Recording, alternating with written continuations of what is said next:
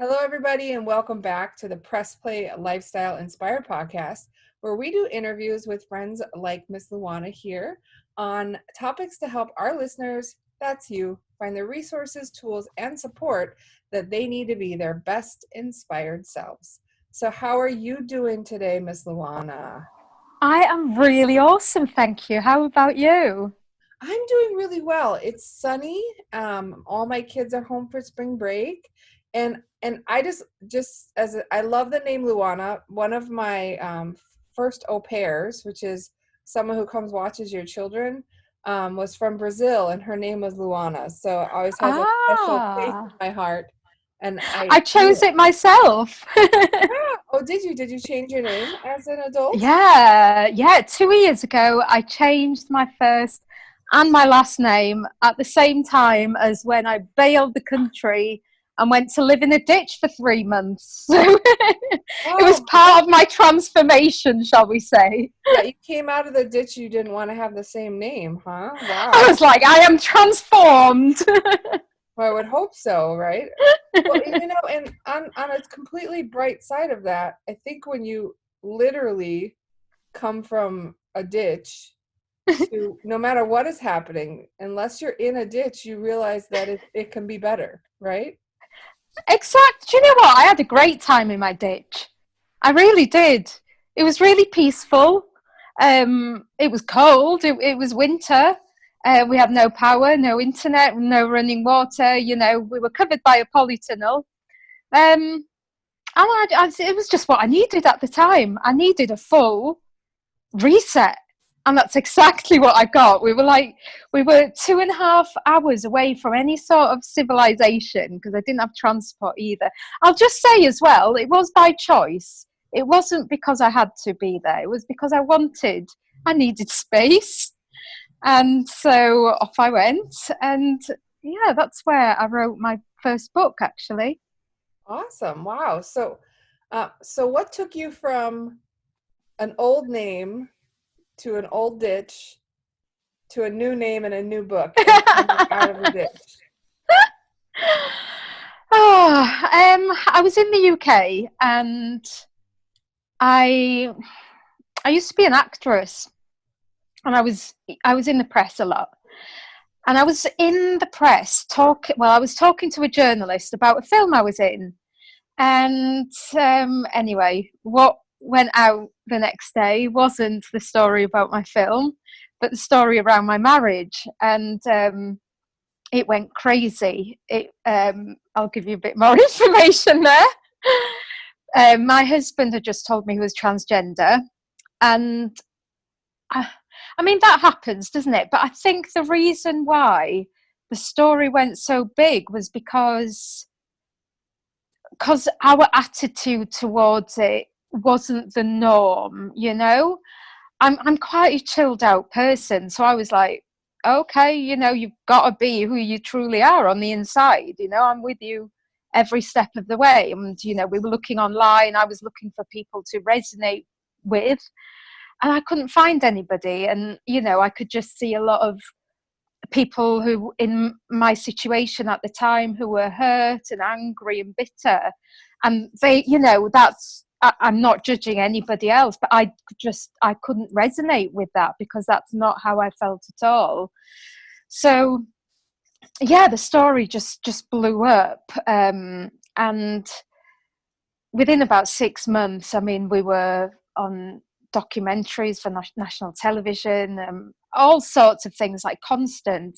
We had journalists, TV producers knocking on our door. It went really crazy. And then after 6 months, something confusing happened where and there is a reason I'm saying he decided not to continue down that journey, and that really confused me even more than the first bombshell because I didn't understand it. I was so confused, and we'd just been on a national documentary, and a load of journalists wanted to speak to us, and I didn't know what to say. I was confused. I was hurting. This sort of thing you can't prepare for. like, nobody knows really how they would react. And the way I reacted was I buggered off to Portugal with a family friend. There was a family friend who was already out there. That family friend is now my partner. So I went out there to see him. He already had some land, and I just stayed out there with him. And he had, it was the beginning of, he was making it sustainable off the grid, and I'd always dreamed of opening an animal sanctuary, so we decided to go in together. Now, after 3 years, I stayed there. It was a ditch with a bed in it and a camping stove and a polytunnel over the top. And it was really crazy because if we were ever on the bed and we dropped something off the bed, that's it. It was gone. You know, we were screwed. It was covered in mud. So, you know, it was quite memorable. But it was amazing to be out in the middle of nature with nothing around. You know, you could close your eyes and it was just the sound of nature. No cars, no nothing, no people, just the sound of nature. And it was amazing. So yeah, it was a bit of an experience, to say the least. So how do you come, like, how do you leave that? I can think that would be the question. Like, if you go from this crazy stuff happening to you, and to your husband, like, sounds like he was going through, or your prior partner, sounds like he was going through a Yeah. lot. And then you're like, no, I'm good. I'm going to just go reset for a minute. And then you get to do that, right? In this beautiful place with all of the sounds and the pace that you love. And then you come out of it. Like, I could see a lot of people just saying, you know what, this works. I think I might, maybe I'm projecting. I don't know. But like, oh, it's so quiet here.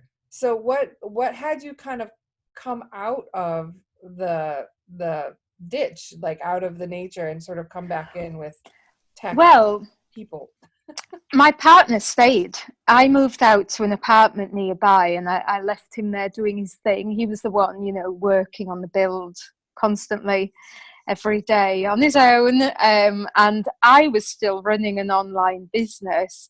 So, and if you can imagine, that was a little bit crazy, you know. I was running this online business, fully online, and I was in the middle of nowhere and I had no power, no internet. And so I had to walk to the nearest cafe, which took, it was about 3 hours, you know, there and back.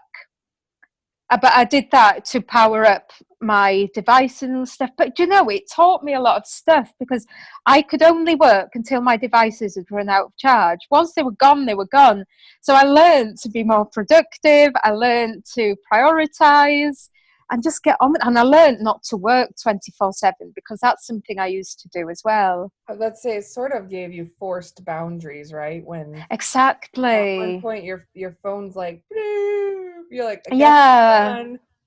Yeah. But the thing that got me to take myself out of that situation was my book had got to bestseller, and now I was in the media again, but this time because of my book, not about my personal life. And so, you know, I was doing a lot of interviews and things like that, and I really wanted to focus on my business, and I wasn't really able to do podcast interviews because even though we were in the middle of nowhere, there was still, I don't even know what their real names are, but I call them chickaroos. I've got the really noisy little grasshopper type things, and the sound's lovely, but they're really noisy. So it was quite windy as well. And if it rained, you know, we were in a polytunnel, it was really noisy. So I couldn't risk booking podcast interviews in or doing any sort of interview where I was there. And then I tried going to the cafe and doing it there a few times, but you know what I mean, there was just too much background noise. I couldn't risk it. So it just got to the point where I thought, you know what, I've done my healing now. It's time for me to go and really, really focus on my business. And so that's what I did. But there was a very strange part in between, which was where one day I was covered in mud. It was winter, you know, and the next day I was, traveling to do speaking engagements all over the world and to be interviewed on TV and stuff. So I felt like I was living a double life. I was like, right, okay, which version of Luana am I today? Am I in my wellies, or am I in a 5-star hotel doing my hair and makeup ready for a TV interview? Like, it was just a bit crazy. Yeah, I can imagine that there was like a lot of transition to sort of being outside, being able to wear what you want, be how you want, you know. There was nobody around. Sometimes I didn't even bother wearing clothes. Like, we were literally out there and there was nobody. Yeah, and then you're like, yeah, I probably should wear my underwear and a bra today at least, I'm going talking to people. Yeah, now I actually have to put clothes on and look decent. Yeah, that's amazing. So, one thing I'm just really curious is you probably would have had an easier time getting your book out if you would have used your old persona, right? Your old name, your old so Yeah. it's interesting that you kind of went the My hard way. first book actually did go in my old name. Oh, okay. So it must have been after the book went out that I changed my name. It must have been towards the end. But my first one was in my old name, and then since then I just switched to my new name, and it didn't seem to affect anything. Well, that's awesome. Yeah, I just know Mm. you ever see like online internet marketers or online business owners, they always do this like if I had no name and I had to start over, what would I do in 30 days, right? And so it's like not having a following, not having a list, not having all these Mm. things and then starting over. And I doubt you thought of it that way, but essentially you're like, oh, by fame, by being in the spotlight, I'm gonna just Mm. start over and move forward. um Yeah, I guess that's what I wanted. I mean, I've never tried to hide anything about my past. I did a lot of acting as well, and even on my IMDb page now, it's in my old name, and then it's in my new name's in brackets. So there's nothing. It's not that I want to hide who I was. It's more, I don't know. I just don't. Stepping I in. changed so much that I don't feel I could relate to that person anymore. And because my marriage had broken up, I didn't want that surname anymore. And I didn't want to go back to my maiden name either because I just felt so far removed from that person. And my name, I never liked my first name. Well, my maiden name used to be Funk. Oh, awesome. So I was pretty sure no matter what happened, it was going to be an upgrade, right? So, because no hyphenating, because it'd be like Funkin' what? Funkin' Johnson? Like that could not possibly be a good idea. So I was happy to get a new name as well, just for a different reason. I like funk. Well, I grew up in the '80s, so it was like we gotta funk, gotta have that funk. Yes. Yeah. So not as much fun living with that as a teenager, I assure you. Well, my name was Arian. So it's really common in Wales where I come from. But anywhere outside of Wales and I get called alien and all sorts. I'll never forget. I was on a cruise ship once, and the comedian asked me my name, and I said Alien, and that was it. He was gone off his set talking about Alien and the Predator for about 15 minutes. So I was just like, but quite often I'd phone taxis and I'd have Alien on the front, and I'd think, oh no. Oh no, yeah, I could. So yeah, so I got for a different reason, but yeah, certainly it's interesting. So you're getting to select something is probably more fun anyway. So so you have your book out. I've gone to your website, so it's yourname.com. What are you doing now that you've moved out of the ditch and you moved into the apartment and you've written the books? Like what is in store for you now, and how do you help people through your business that you have? Yeah, so with this crazy experience that I had with the press, um, then everything with my book, I started helping people to write and publish books and become best-selling authors, specifically entrepreneurs, who want to write the book to grow their business. That's my niche. And then from there, well, my coach said to me one day, "Why don't you help people to get into the media?" And I said something like, "Don't be stupid. Everyone knows how to get into the media." And she says, "No, they don't." And then I noticed, and it hit me like a brick. It was like, what? You mean not every business owner is regularly in the press? Like, why not? I was baffled by it. So I started working on that. And the other thing was, obviously, with this experience that I'd had with the press, there was a lot of things, I made a lot of mistakes, because even though I was well used to being in the press, I was also very naive and I hadn't realized. Like, I'll give you an example. If anybody who's listening to this finds them in a similar situation, then please remember this. If a press comes to you and they want to talk to you about a story which is about you and your business or whatever, something to do with you, and you refuse to talk to them, don't for a second think that that story isn't going out. It will still go out. It's just you won't have your input. So when I ran off to Portugal and decided not to speak to any journalists, did the story still go out? Yes. But because it went without my input, it was not what I would have wanted going out. I'll never forget one headline, which was, it was claiming that I'd said that my husband smells and that's why we'd broken up. I mean, it was completely bizarre, but it was, it was something that I'd said in a documentary that was taken out of context. Now, in the article, it might have explained more about what I actually meant. It wasn't that at all. But I don't know because I didn't read it. But, it was a huge lesson to me. Oh, okay, I'll just talk to the press from now on. Like, if there's anything positive or negative, you've got to speak to them. Otherwise, that is your one chance to be able to get your side of things across. And if it is something negative, then just be honest. Don't try and get away from the question. Don't say no comment, none of that, because all of that makes you look dodgy. But just be real and be honest and explain. And if for whatever reason you can't, then explain why you can't as well, and say when you'll be happy to do a follow-up when you are able to do more. Like that is probably the biggest lesson that I learned from that whole experience.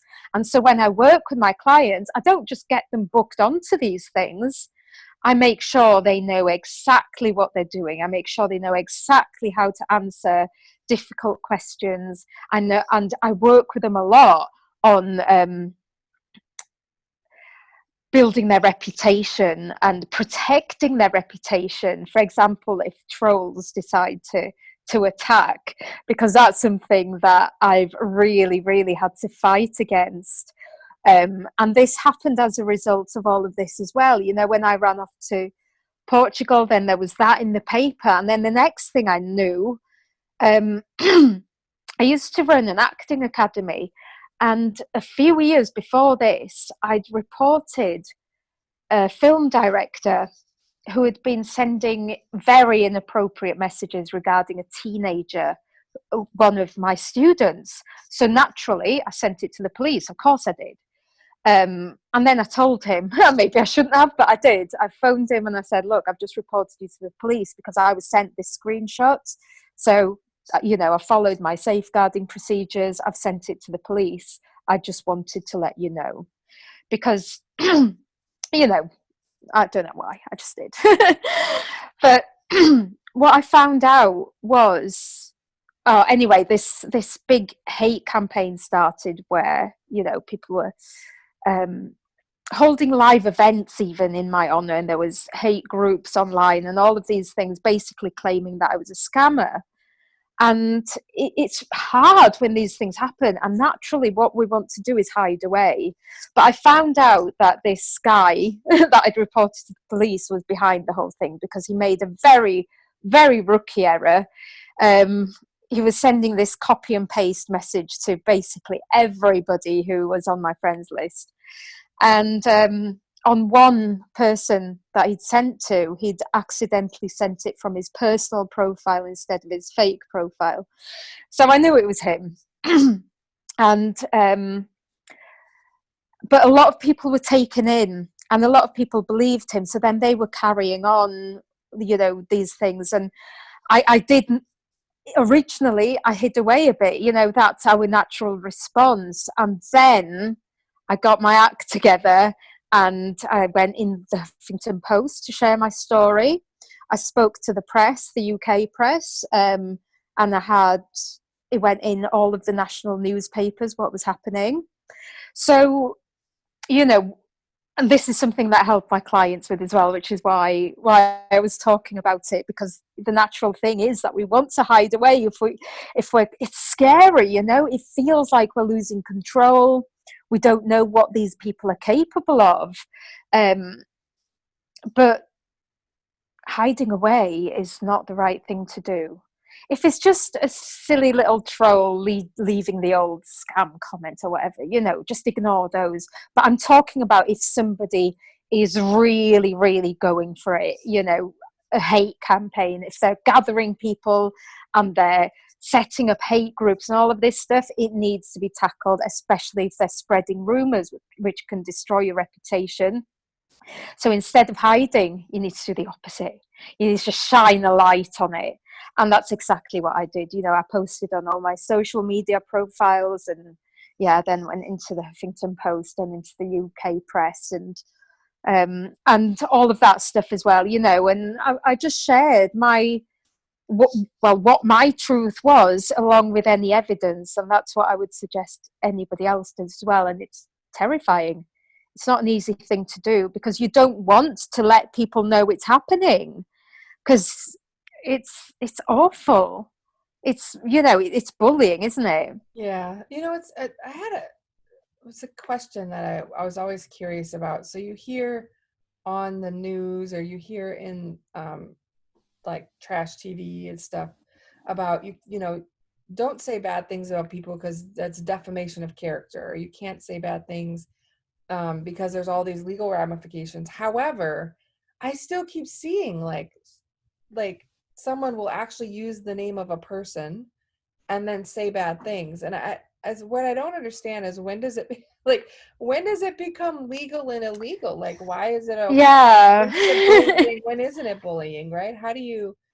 You should not. I don't think you should ever do that. Like, if the way to get ahead No. is you have to stomp on someone's face, well then, Oh, maybe you don't deserve to be ahead.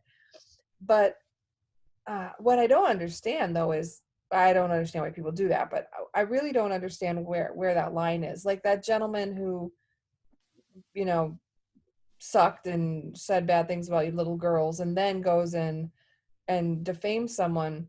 How does he get away with that? Like, are they able to do that without some kind of legal yeah. repercussions? It's horrible. Like they rarely they rarely get done for it. And it's such a horrible thing to do, to be spreading rumors like that. And they damage. Normal people don't go around trying to destroy other human beings. It's not what regular happy people do. These people have got to be very damaged themselves, and bitter and twisted. It's just, yeah, it's not nice at all, and it's awful to be on the other side of it. So But I think that one thing that probably is important to note though is, like what you said was, make sure you talk to the press, because then you get some say, or at least you get a good shot at having a say. yeah. I think the press are actually just out to get like a ratings, right? They want to get people to read. They need the titles. They need the Oh, most. yes. Whereas like that's different than a troll or someone who's trying to defame you or like pull you down.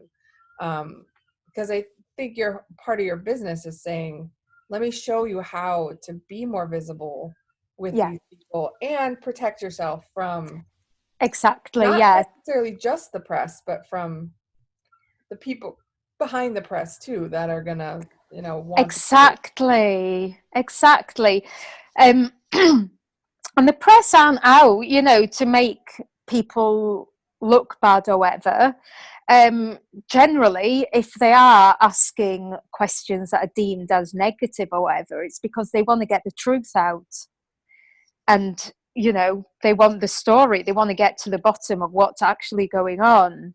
And so they don't want people coming in with these well rehearsed surface answers, and so they'll use some techniques to get deeper, and the thing is as well, a lot of people are scared of doing interviews because they think that things like that's going to happen. It is very rare. Most of the time when you do go for interviews on TV or whatever, the host want you to do a good job. They're going to help you to feel relaxed. They'll have a chat. Normally they'll have a chat with you beforehand.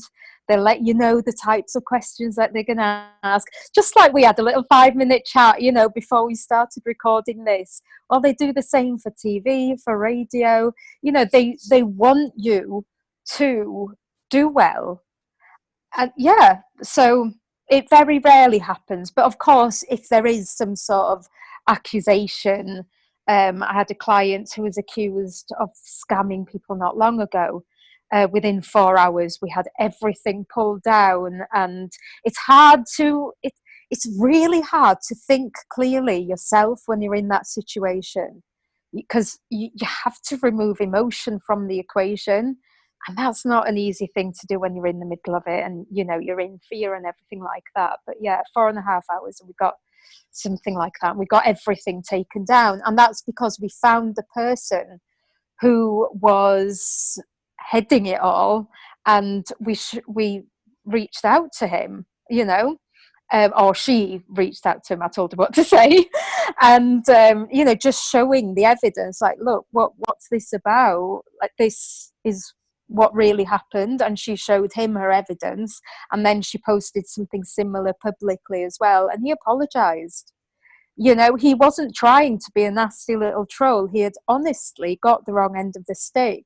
And that can happen sometimes. We can think, oh, these are all horrible people. But the fact is, like when I had all of those people calling me a scammer, yeah, it was made up originally, but most of the people who were carrying it on genuinely believed it.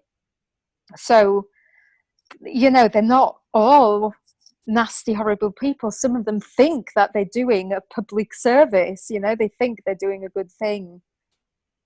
Yeah, that makes sense. So I think that that's a great lead in to sort of, if you find yourself in the storm of negative press and you don't feel prepared, or even if you think you might be prepared, sometimes emotion takes hold. Is that a good time to reach out to someone like you and say, okay, something has happened. Even if I might feel prepared, I think I need a non-emotional guide, coach, person. Is that sort of Yes. the type of client that would be smart to reach out to you? Yes, but ideally before this happens, before it's got out of hand. I wish that I had had somebody to turn to when all of this happened with me. I didn't. I had people who advised me and everything like that, but not to this depth, not to the depth that I do with my clients. And that's why we do the full thing. It's not just getting you into the media. We hold your hand the whole way through. We prepare you for interviews. We make sure you know how to answer questions that you don't want to answer, that you can't answer. We say what to do if you trip over your words. It doesn't matter, by the way. or, you know, if you go blank and forget what you're talking about again, it doesn't matter. I do it all the time. You know, it's all about how you recover. And we do lots of, you know, my acting background's come in really handy as well, because we do some improvisation practice and that sort of thing. So I wonder if one opportunity for people to consider is, if you know you've done something that might be spun, or you know that there's something that's happened, like you're getting a divorce and you're in the public eye, or you know you've had something bad happen, or your mom was arrested for doing drugs, right? Something crazy like that. Is it a good idea to come to someone ahead and go, look, this happened. It's not out there yet. It might not get out there, but I want to be able to either put it out there in my control. Yes. Know how to do damage control if it does surface. I mean, is that something that people do with you? Yeah, absolutely. Yeah, I'm working with somebody at the minute, actually. I can't talk about it because obviously, you know. But yeah, there's a huge story that we're working on at the minute, which is, it's absolutely huge. So that's going to be a crazy one. But yeah, definitely. But the stage that I would suggest that people come to me is when they've got a business that's established. And when I say established, I mean they've already got a strong marketing plan. They've got a strong social media presence. They're clear on their offers. They know who their target audience is, and now they're ready to take it to the next level and to be getting maximum exposure. That's the stage. I wouldn't wait for something to happen like I did. Like I said, you know, I wish that I had somebody at the time, but then I wouldn't have learned all these lessons. So I don't wish, but you know, that's the road that I took, and that is fine, but I wouldn't wish it on anybody else. Well, sometimes our messes become our messages, right? So. Exactly. Oh, totally. And I'm really happy, you know, looking back a few years, I never ever would have seen me doing this. It wasn't my life plan. It wasn't. Everything I do comes from experience. And like I said before, I didn't realize that other people weren't doing it. So I never looked at the possibility. Yeah, so it's it's crazy how things work out. One thing before we wrap up, though, because we got to focus a lot on sort of the tough areas, but you also do a lot of other things, right? It's not just like, hey, if you think you might get in trouble, let's call Luana. It's, you know, from what I understand, like how to get you visible if you're not, how to write a best-selling book to help your business. So what are your main offerings that you also support people with, in addition to sort of damage control, so that if people who are not finding themselves in a sticky situation are looking for you, someone that has your services, they'll know that they could reach out to you? Yeah, so my main offer is done for you media, or dauntless PR, I like to call it. And it's basically, you know, it's the whole package. It's where we pitch to the press on a regular basis, because the thing is, anybody can do this themselves, you know, anybody can do it themselves. It does take time and it takes consistency. And actually, if it's okay, I'd like to go into a bit how, if anybody's watching this, how they can go about it. So the first thing is to figure out, you know, what your story is, and a lot of the time what angle it is that you're going to approach the press with, to figure out exactly what you want to get out there, where would be appropriate for that message to get out, and then who to contact, and then to just go for it and make sure that every story you're pitching is going to the place that would be most likely to be interested in that. You know, somewhere that's published something similar before, or had something, you know, if it's TV, they've had something about it before, but not the exact same thing. Yours has got to be on a different angle. So just something that I would recommend doing is just keeping an eye on the press, on what people are talking about, what's hot in the press right now, and then seeing what you can link to. But I will stress again, not to contact, because you look at what journalists are talking about. So if there's a particular journalist who is talking about your subject, contact them, not to ask if they want to do the same thing again. The answer will be no, but contact them with a different perspective, a new angle on that topic, and then you'll find that they'll probably be more interested. So you need to decide, what your angle is, what you want to get out of it, where you want to be featured, and then who to contact. And then you've got to be consistent. And this is where most people fall down.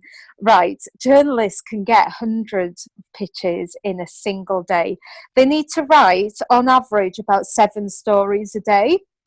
And they'll get probably, on average, it's around 300-400 pitches. So you've got to be one of those 7. You've got to cut through the noise, and it's got to be something that they're already interested in. Because if you keep sending them something that they're not, then they're going to blacklist you. They're not, they're going to block your email.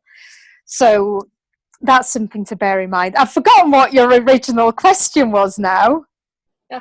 It was about it was about what I do, wasn't it? So I went off on a little tangent there, but hopefully that'll be useful.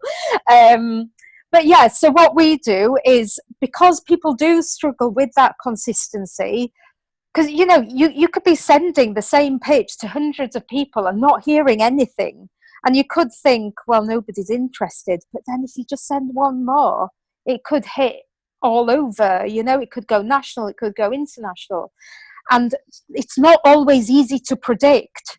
I've had stories that I've been convinced that are going to be, that are going to go wild, and they've been in 1 or 2 places. And then I've had others that have been a lot more tame, not so much of the shock factor and all of that stuff. And, that's gone crazy. So it can be hard to predict. So just be consistent. It's about timing as much as everything else. Yeah. So anyway, back to the question.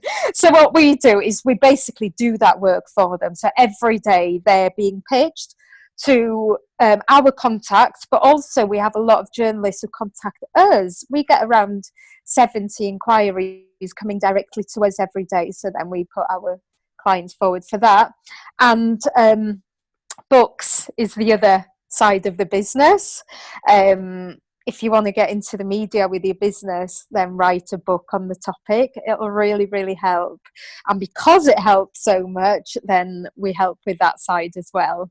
And we do everything, ghostwriting and editing and yeah, so everything to do with books and PR, but specifically we work for entrepreneurs who want to grow their business. Wow, that's amazing. Well, thank you so much for spending some time with us today, Luana, and we thank you being here. So if keep in touch, let us know when you have new things coming up or offers, and we'll be happy to share them with the audience. So amazing. Thank you so much. All right, talk to you soon. Bye-bye. Thank you. Bye.